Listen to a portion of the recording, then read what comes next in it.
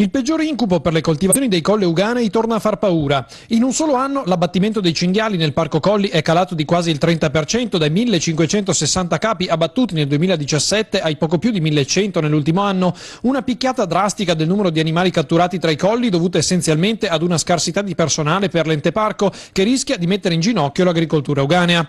Manca innanzitutto un censimento ufficiale del numero di ungulati presenti sui colli. Confagricoltura stima che ci vorrebbero almeno 2000 abbattimenti all'anno per controllare la proliferazione della specie. Servono perciò risposte celeri delle istituzioni, tanto più in un periodo come quello attuale in cui le nidiate di nuovi cinghiali stanno per venire alla luce. Quest'anno abbiamo lo stesso timore perché da quello che sappiamo, che ci viene detto, purtroppo anche adesso manca il personale per riuscire a partire con questo tipo di attività.